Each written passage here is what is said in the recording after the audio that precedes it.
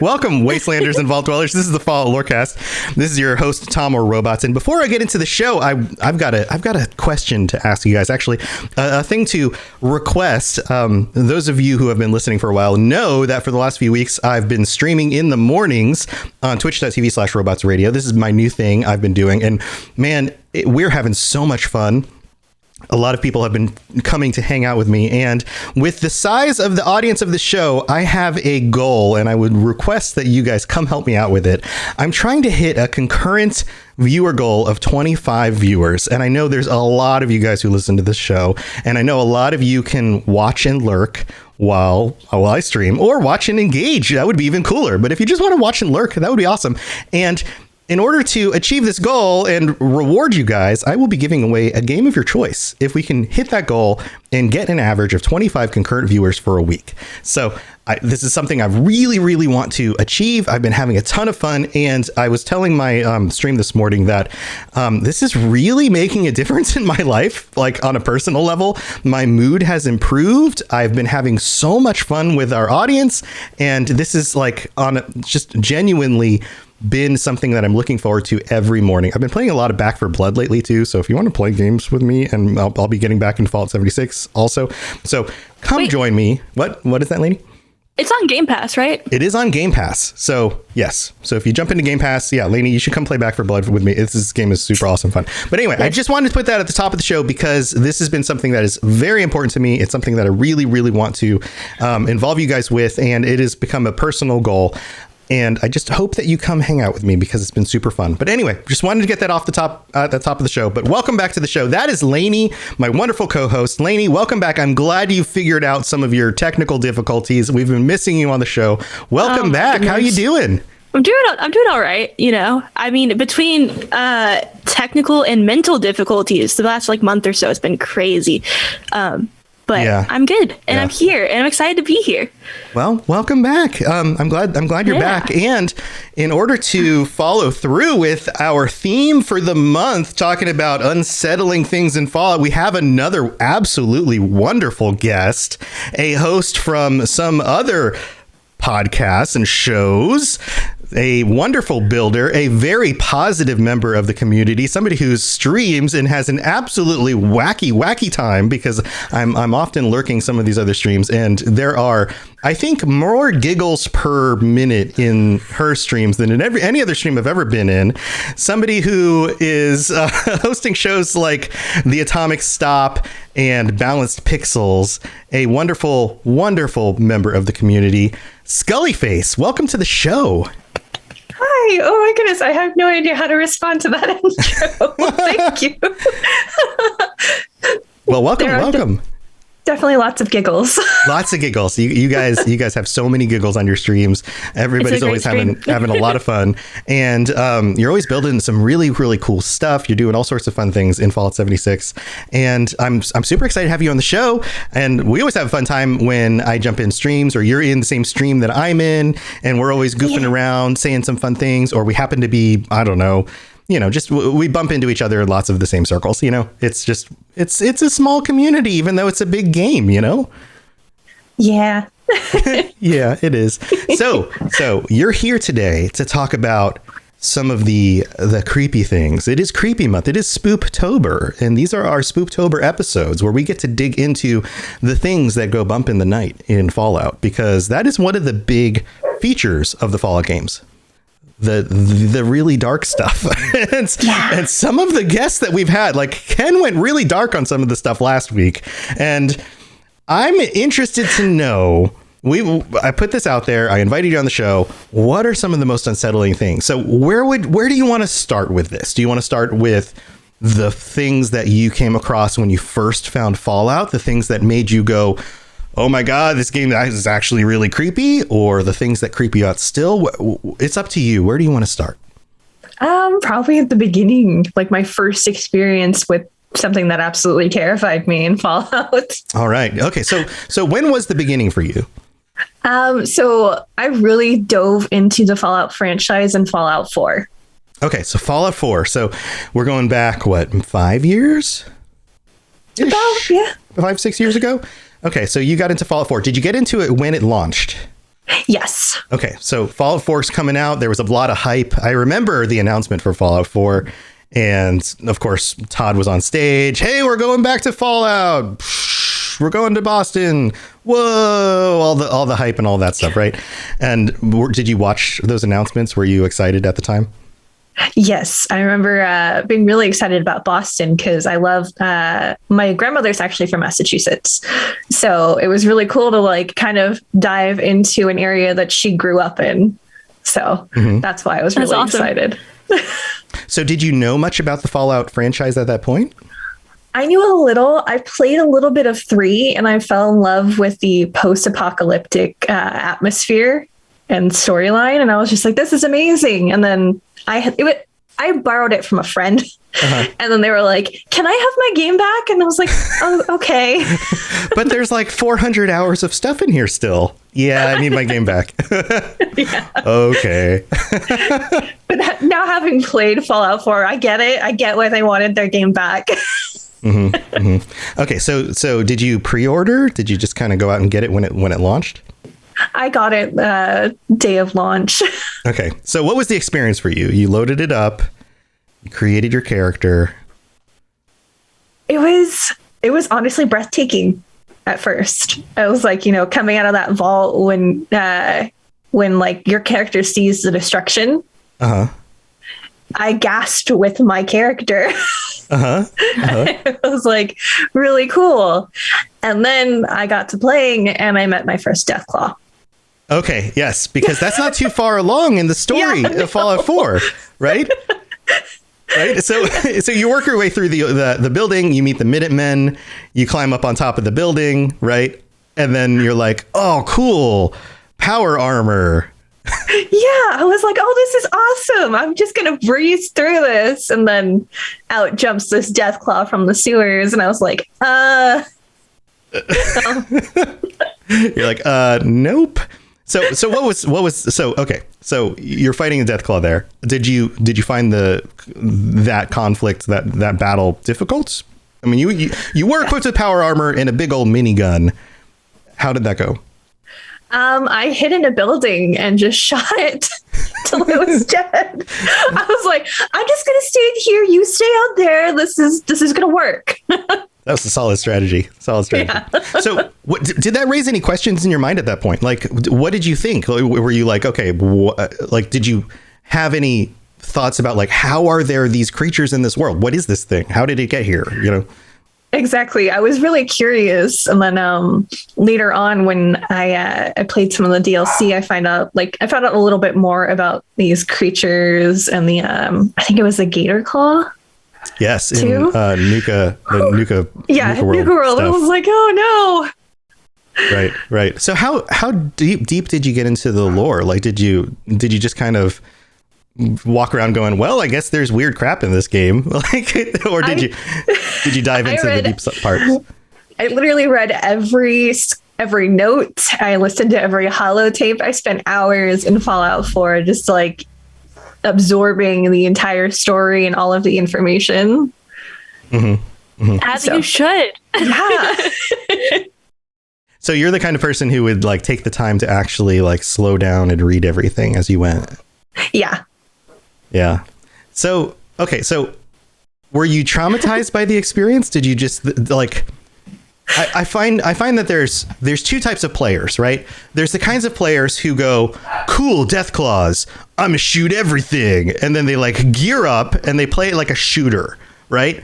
And then there's the types of players who go, crap, there are Deathclaws, and then they just like maybe Lainey's experience and more like my experience initially too, and then they just like carefully creep around every corner and they go, what's over there?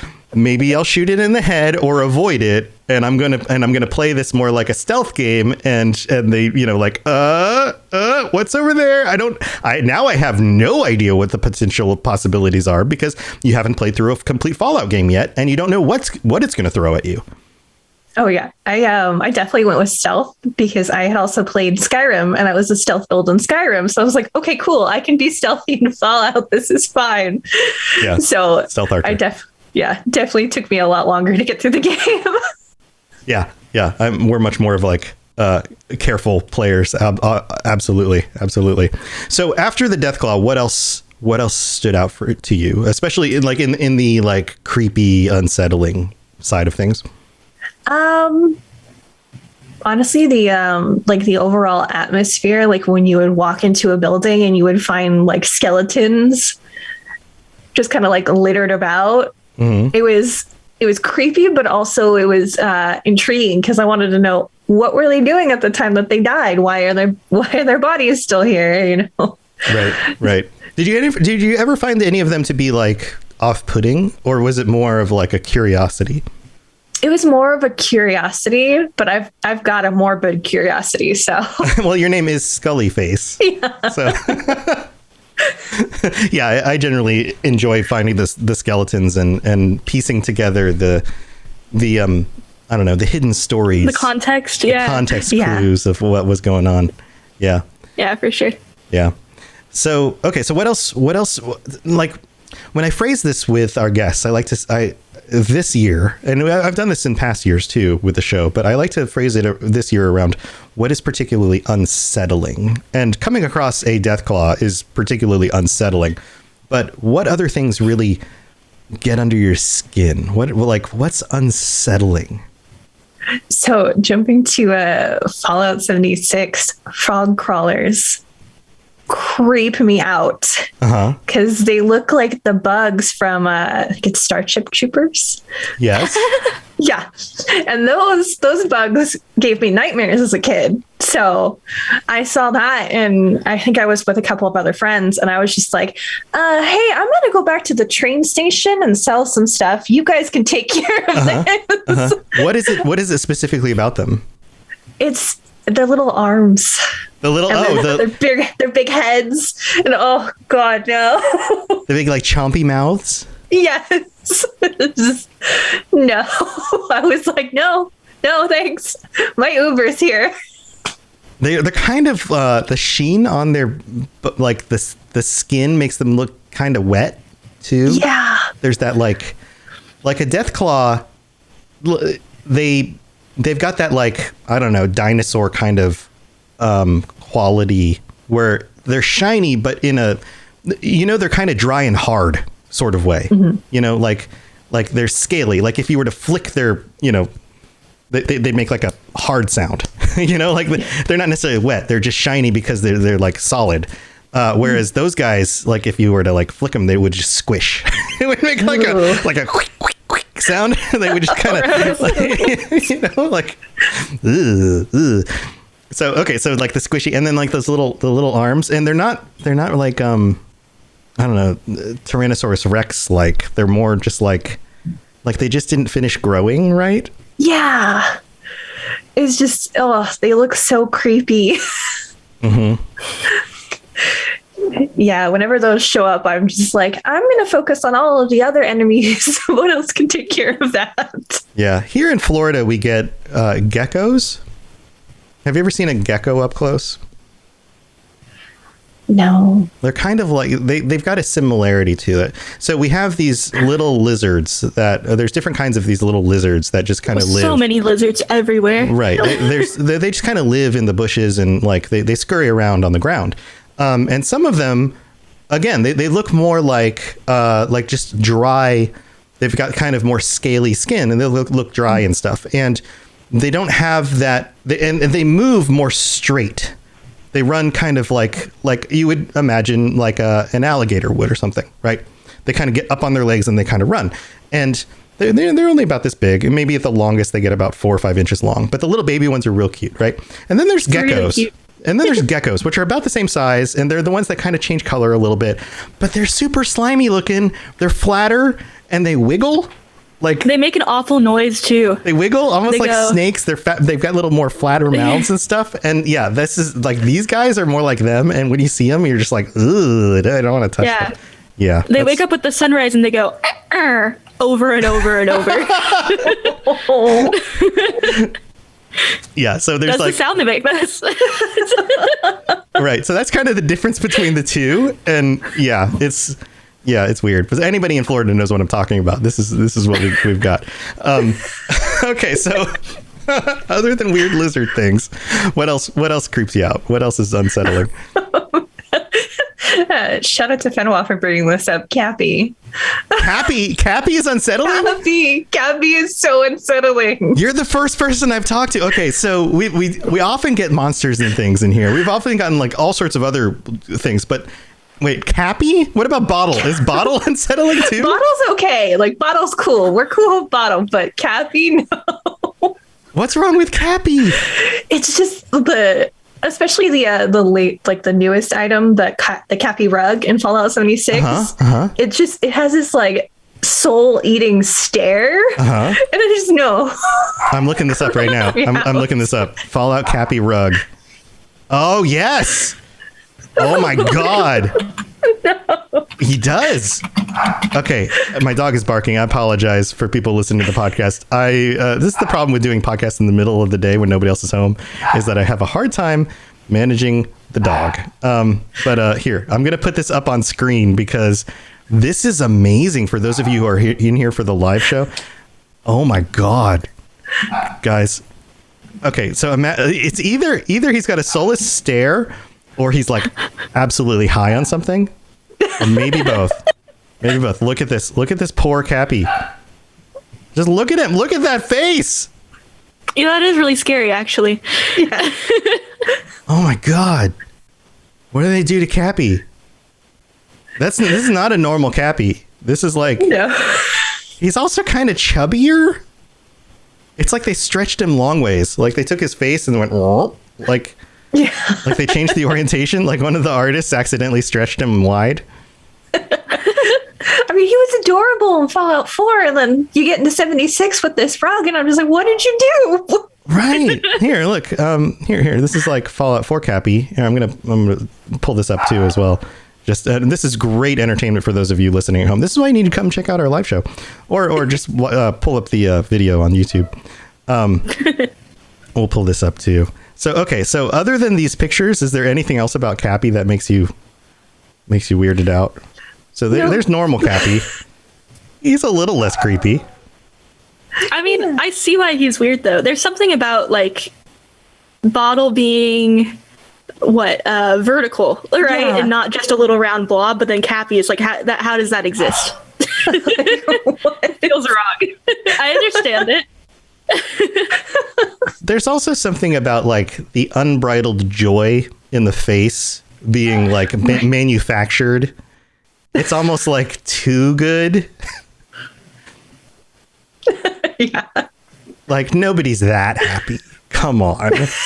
Yeah, come on, Cappy. Come on, Cappy. Something's wrong with Cappy. Like I love you until I murder you, and then I'll love you even more. Oh my god. I can't unhear that. I bet you taste like cake. Whoa. You know, like that kind of thing. You think that's what Cappy's doing? Cappy like wants to eat people or something? Maybe. I mean, look at that face. That seems like a weird marketing tactic. Yeah. I don't think he says that until he has you alone in a room tied up to a chair. The soda that eats back. I mean, he probably has that voice too, right? Yeah, somebody needs to clip that, absolutely. Or quote it. You can quote it as well. But quote it as Cappy. I bet you taste like cake. Cappy. You taste like cake. He eats people. I wonder if you know what would be really funny is if there's actually a Cappy bot that runs around and is like malfunctioning in the game. Oh, that'd be terrifying. That would be scary. Yeah. And he's just maybe his arms move weird. Yeah, his arms move weird, and he just accidentally kills people. Like he's just like whacking people. It's just like he's just wandering around the wasteland, just like killing everything in his path. He just got loose from Nuka World. It's just point me to the nearest dungeon. Where are you? Why? Who programmed you to say that? The Dark Lord. What?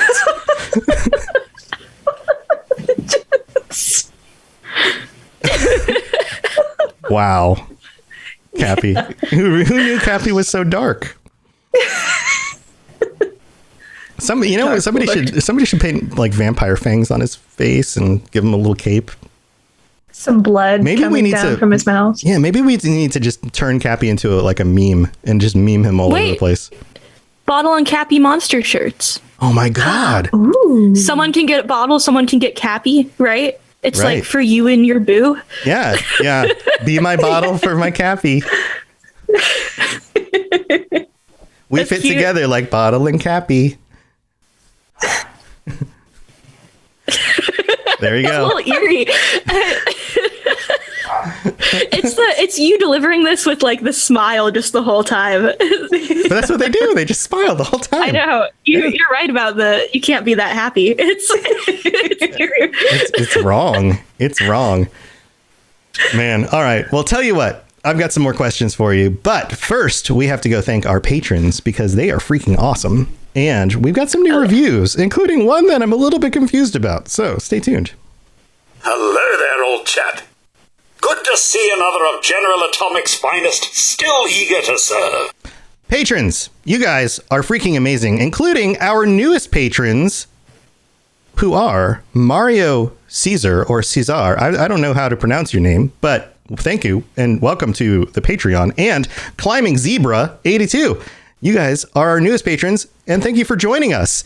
And the patrons who get called out every week include our Liberty Prime top tier patron, Liberty Pie Man, Jared B., who is freaking amazing. He's been supporting the show for months now. You can't take his place. There's only one of them. He is the Liberty Prime. He is in the top spot. And until he decides to reduce his tier, then nobody else can have that tier. He's the best, and that's all there is to it. And then we also have our Sentry bots, Southern Rage and Stagger and Stumble. Thank you for supporting the show, and to all 49 of our other patrons, you guys are amazing. Thank you for supporting us. You are the best.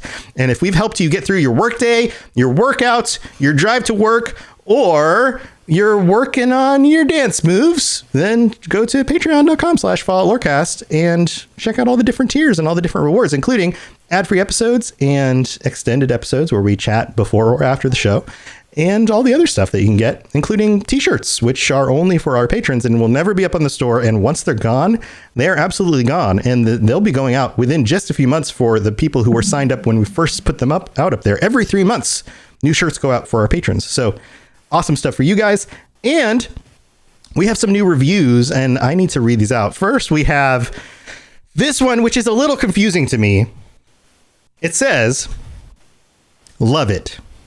Great podcast from M. Roddy in the United States. 1 star."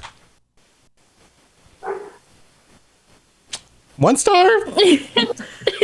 Love it. Great podcast. That sounds like an accident to me. I think it was an accidental click is what I'm thinking. Yeah. I think maybe M. Roddy, I think you might have meant to click maybe 4 or 5 stars. Hopefully 5 stars. So if you wouldn't mind going back and changing that from 1 star to 5 stars, that would be awesome. That we would really appreciate that. But I do appreciate the Love It Great podcast.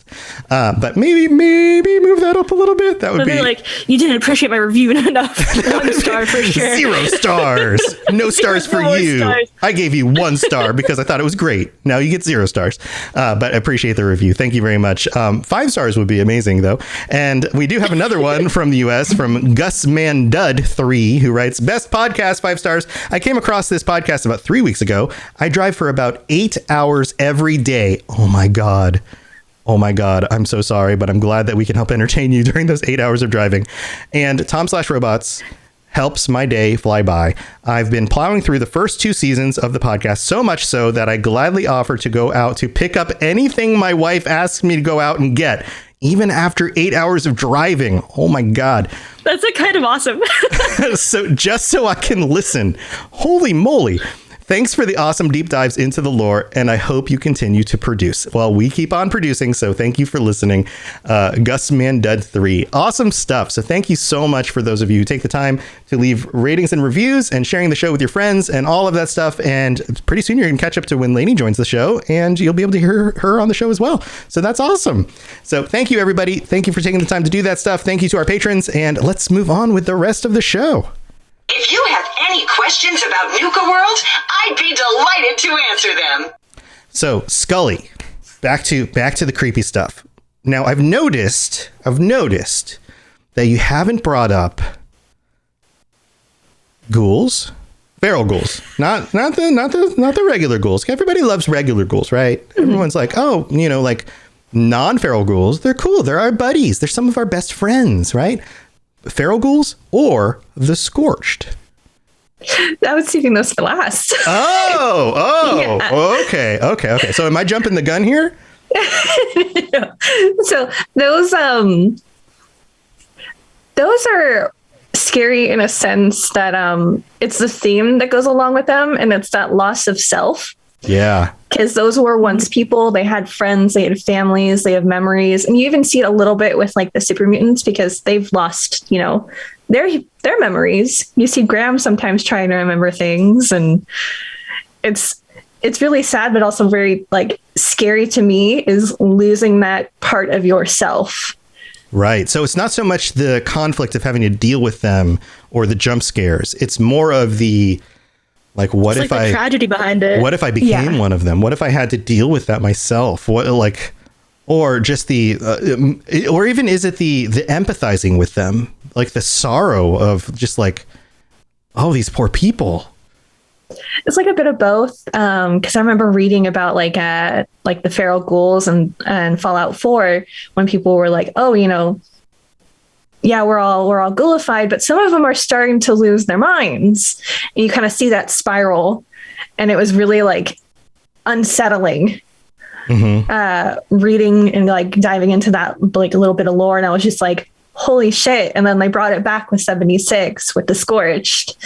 And I was like, oh, they keep twisting that little knife. Yeah. Like, no.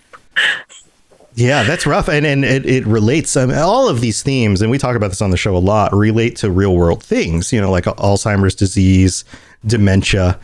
We deal with issues like that in the real world. We see some of our loved ones have to deal with these, losing of our issues where we lose our memories. We lose a sense of ourselves over time. And even in minor ways, there are issues where we lose a sense of ourselves over time. Sometimes we go through smaller issues where we tie ourselves, and this is a deeper philosophical issue. We tie ourselves to an ideology, a religion, a political party, things like that. And there are times in our lives where we go, you know what?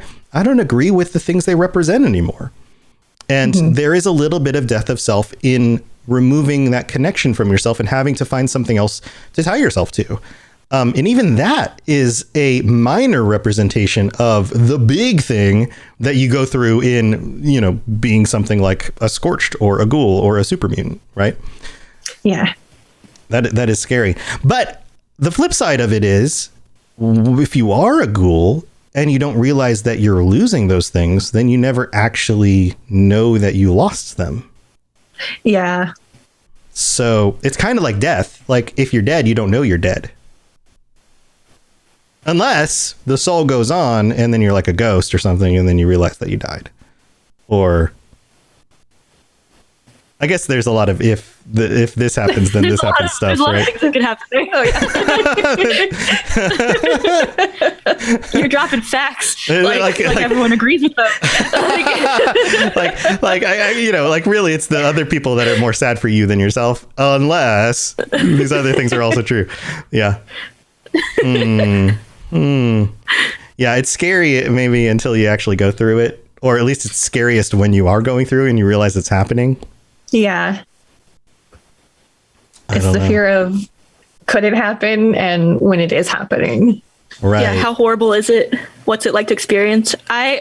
This is only partially related, but have you guys seen what it's like to be a human with rabies? No. It's terrifying. There's this probably 40-year-old video of this guy in a hospital. I'm not recommending you look it up because it is really sad, but you watch him in the late stages of rabies. You watch things happening, and he it's very similar in my head to what perhaps being a Scorched would be like, where this thing is happening to you. You're losing your ability to function like a normal person. The Scorched are being burned from the inside out essentially, and it's I don't know. I find rabies to be kind of similar in that you just like lose the ability to control yourself. You can't like swallow or breathe really. Like it's just real hard. And so you see it with this guy. The thing that was the most striking isn't the physical things he's going through, but it's just the realization that he has to just go through it and there's nothing he can do and he can't even really communicate. And that is definitely what is the most scary about Ghouls and Scorched and all of that. Oh, yeah. Yeah, you're reminding me. I feel like at some point I heard that maybe something like rabies or some of these other diseases were inspiration for the Scorched Plague, but I don't. It makes sense. It makes sense. I don't know that I recall that directly, or if that's just something similar to something I'd heard at some point. But I wouldn't be surprised if it was. Yeah. So okay. So how many other things do you have on your list? Where are we at? That was pretty much it. The only other things were like some of the locations in some of these games are really creepy. Okay, yeah. So what locations do you have?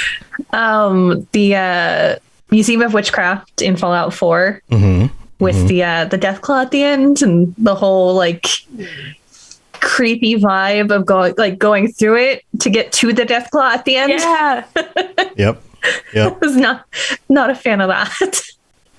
Yep. And the sound effects of hearing the Deathclaw like behind the walls.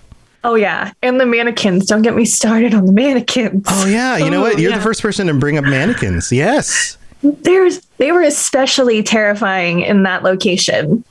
Mm-hmm. It's just you walk into a room and I'm pretty sure I've shot several mannequins in that location. Yes. Yeah. I've done that as well. I was shot a mannequin in 76 the other day. It was like in the middle of the road, and I was like, oh. I like when you come across them and they're backlit. So like the designers will backlight them. So you don't know like immediately until they don't move for a second if they're, a threat or not, or what they are. And then you realize, it's not moving. It's just posed. Oh, it's a mannequin. Yeah. Yeah. It's pretty good. And then another location is Allegheny Asylum, Fort Defiance in Fallout 76. Mm-hmm. Asylums themselves, like old asylums, are creepy. And then they added the whole wasteland vibe into it. And then they sprinkled some ghouls in there. So I was just like, the first time I discovered that place, I went in, just ran into a ghoul and I went, all right, I'm gonna come back later. You just kind of slowly backpedal out like, nope. I was like, I changed my mind. I'll come back later. I grabbed a friend and came back and actually. Right. That's the benefit of 76 is you can just go get a friend so you're not alone in a place like that. Yeah. But yeah, that was really creepy because a lot of the rooms they have a lot of references to like horror movies and novels and stuff like that in there, which I really liked. The red rum shows up. Yeah. It's like it's just really creepy in there. Yeah, I wonder if there's any like actual canon for why those references are there. Or if it's just like, people were going crazy, so they might as well have put references to that stuff because those movies existed in the world. So, people leave, references to things in the world anyway. So, they knew it was a creepy place, so they put creepy references there because people do that. It might just be that simple. It could be. It could be. Or it could just be like, who cares why the reasoning? We're just the devs and we're going to make it even creepier by leaving references here. Enjoy. Like, have fun. Have fun. Yeah, those are the top two scariest places. Yeah, those are some good scary places. I also enjoy just some of the outdoor locations especially in 76, because the lighting is so good in the fog. Some of the places where you're just just at the right time of day or at night or like right as the sun is setting and the rays are coming through or the moon shines like through the trees. Oh yeah. And sometimes there's just the right combination of shadow and light and the trees, and especially when the trees look really droopy and kind of like, and I also enjoy, and this is something I've talked with some of the other guests, is turning down the in-game music so you just have the environmental sounds. Oh, have you ever done that? No. You should try that sometime. I want to either. Yeah, because you don't get the cues. Oftentimes, if you're in danger, the music will cue you into the danger before you realize that something's like running at you. Yeah. So you know, like, oh crap, something's behind me. I better turn around and look, right? But instead, you have to listen for the coming up behind you, right? So which is particularly creepy. But instead, you'll hear like the crickets and the birds and the like whatever's in the trees and the rustling in the grass and like those sounds, and it really brings you into the environment, especially once it switches from like, oh, this is pretty because we're in like the forest locations to like now we're in the bog or the mire or wherever, and it's all like dark and creepy. Oh, yeah. That could be really fun. I enjoy that stuff, but I like the creepy stuff. I kind of have moved from, and I don't know if this is like getting older or I've just become desensitized. I don't know. Maybe a little both. Maybe a little bit of both. But I don't know. I just enjoy like, and I've never enjoyed gore so much, but the idea of just like the moody creepiness of something, you know, like as a kid going to like, again, living in Florida, going to like Walt Disney World and going on the Haunted Mansion ride was like, that was kind of scary, you know, as a kid, because you're like, oh, ghosts so much and stuff, fun. Right? But as an adult, you go on that ride and you look at all the set pieces and you pull them apart and you go like, oh, look how they did this thing and look how they did this thing and like this thing pops up and that's really cool. None of it startles you anymore, especially once you know the ride and all the pieces of it, right? Yeah. But even if they changed the things around, you wouldn't really be startled by it so much. It's like going through a haunted house. You're not really startled by it so much as you are just like interested in the way they did it. And you're more like, oh, look how they put this together. Look how they put this together. This is really fun. So I don't know. That's kind of where I'm at with it at this point. What about you? I like spooky stuff. Yeah. Yeah. So when you're making, so one of the things, this is the last thing I want to cover. When you're making, you've been working on your haunted house. Mm-hmm. And you do a lot of building. You're one of the master builders of Fallout 76. You're one of these like, you blow my mind with the stuff that you make, and I'm never going to be good enough to do any of this stuff. I just like put walls up and put things in a room, and I'm like, ta-da! Like you guys do amazing things. So with your haunted house, what have you designed recently, and what are some of your really proud moments? Like when you're thinking about doing a haunted house build, what have you accomplished, and what are you really excited about? Honestly, it's mostly just the architecture wise. I made a circle build, mm-hmm. but I turned it into a porch. So it's a rounded porch.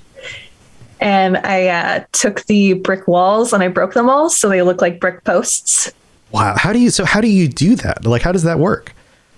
Lots of blueprinting. Okay. All right. a lot of prep work before you actually do the build. So you're like putting things down, blueprinting it, moving it, putting it down, blueprinting it, moving it, and then being able to place things in ways that they originally wouldn't have been able to work. Yes. Right. Okay. Pretty much. Yeah. Yeah. Yeah. So it's it looks really nice, especially with the most recent like Atomic Shop items. You've got that nice like spooky fence. Yes. I love that fence. Oh, the gate on that fence, the big one, is just chef's kiss. Yeah. So good. Nice. So what else works really well for like a haunted house build? Like what about the inside of the house? Honestly, it's mostly about lighting for me. Mm-hmm. It has to be dark. So you have to like, you know, location wise, you have to pick a darker area of the map. And then like trying not to overpower it with light. So it has like a little bit of light so they can see what's in there, but also it still has that dark atmosphere to it. Mm-hmm. Are there certain lights that work better? Yes. Oh my gosh. Yes. Uh-huh. Uh-huh. As much as I love how the asylum light looks, it's way too bright. You know, what'd be really cool is that the lights has sliders. like brightness that sliders. would be cool. Yeah. Yeah, so I Just to get on it. Yeah, definitely I have to go with like cage bulb lighting. Has a nice soft yellow light to it. So the softer ones. The Nixie wall lights. Those are nice too. A nice soft glow. So definitely I stick with a lot of that. Are there any components from other collections that you wouldn't initially think of as being like spooky components that work really good in like a haunted house? You're like, oh, if you put this in there, it actually works really well for this thing. Honestly, the only thing I really use is the busts, the broken ones. Oh, yeah. If you cool. Speaking of like Haunted Mansion, that makes sense. Yeah, that's Yeah, anything that looks kind of old timey, I suppose, would work really well in a haunted house. Yeah, that makes a lot of sense. Yeah. Very, very cool. Awesome. Well, this has been a super fun conversation. Thank you for joining us again. This has been really, really cool. Before we head out, where can people see all of these awesome creations and check out some of your other content creation, the other things that you've been doing? Where can people check out your stuff? Well, overall, you can find like links to everything on my website, skullieface.com. But for the most part, most of my content is primarily on Twitch now. So that's Skullie Face on Twitch. Twitch.tv/Skullie Face. We're going to give you a shout out on Twitch for people who are in chat right now who aren't already following you. And if they aren't, then what the heck are they doing? So go check out Skullie Face on Twitch and give her a follow. And is there anything coming up, anything you're doing that you want to share that you're super excited about that people should pay attention to coming up soon?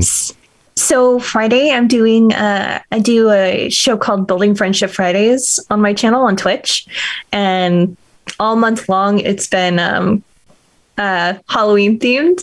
So this week, the community voted for a vampire crypt theme. So nice. I'm gonna be doing that on Friday. Oh, that's super fun. When does that start? What time? I haven't picked the time yet because I'm still waiting to hear back from my guest. So. Okay. So is it going to be like evening-ish? It's usually afternoon. Afternoon-ish? Okay, cool. Yeah. Cool. Awesome. Go check that out. That sounds really fun. Lainey, do you have anything going on? Anything you want to share? Nope. You can catch me at all the usual places. Awesome. Neos Pandora, pretty much everywhere. Awesome. Yeah. And also, you've got my stuff going on in all my normal places. robotsradio.net for the podcast and stuff. We've got some new members on our Rocket Club. So stay tuned for some of that stuff. And I'm working on revamping the website. So robotsradio.net is going to get a facelift, hopefully within the next month or so.